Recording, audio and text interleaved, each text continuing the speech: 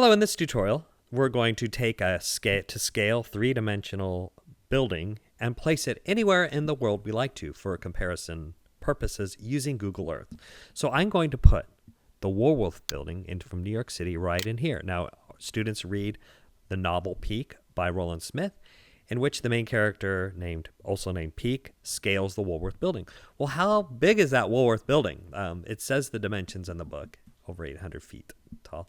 But what does it look like? What would that compare to one of the largest structures we have, the smokestacks in our local Morro Bay community here?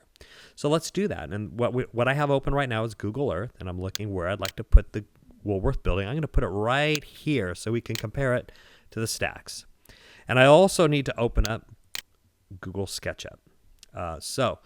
And the first step in Google Sketchup, that's my starting. Well, I'm going to open up Google Earth. That's my starting place. Now I go to Google Sketchup, and I'm going to add a geolocation here.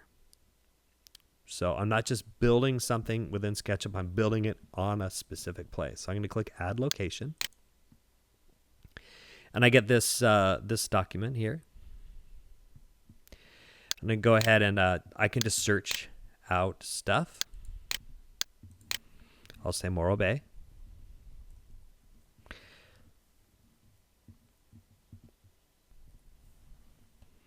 So I search Morro Bay. I found I can use the panning tool, the hand tool. I can use these over here to move this around. I can zoom in and zoom out using the tools over here on the left side. I can use the wheel on my mouse to grab the part where I'd like it to be placed. So I'm going to place it right here next to the smokestacks. The Woolworth building is going to go right there. So I'm going to say select region. In an older version, it said grab. Actually, it does say grab. So make that a little bit larger. I can and say grab. And now this is within Google SketchUp.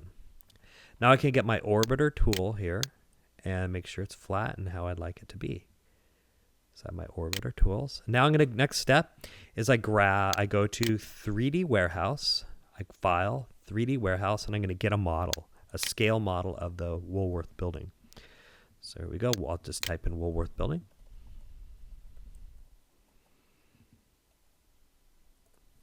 And search that out. I used this one before. It's to scale. I'm going to go ahead and click it. You can see how many people downloaded it, etc. I'm going to go ahead and click download now. And I'm going to put it directly in my SketchUp model.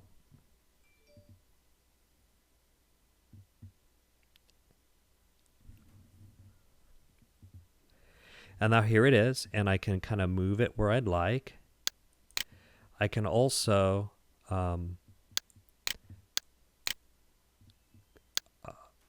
rotate it a bit. So I can have this facing. You notice I grab that red plus sign. So I'm going to have it facing. This is the front side that we typically have seen in Google Earth. So that looks good. Grab the hand. That's how I want it. And now I'm going to preview in Google Earth. File, preview in Google Earth. I have the shortcut here. That's this button right here. Same thing as this button right here. So I'm sending this off to Google Earth. File, preview in Google Earth. And it says fix it. And now it's exporting it to Google Earth.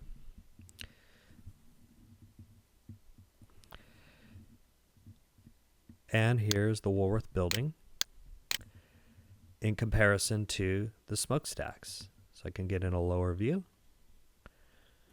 I can actually go down here, tilt up. And to me, this is just amazing. So here are the smokestacks, right side by side. Back up just a bit with the Woolworth building.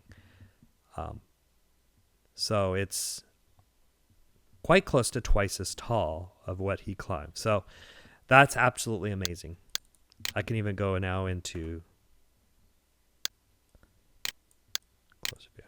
Okay, street view doesn't work, so I don't know why I thought that. But there we go. You still get the nice three-dimensional view. There's the Woolworth building. And this is kind of what it looked like. We have the from afar. So if you were down way over here, looking up, tilt up.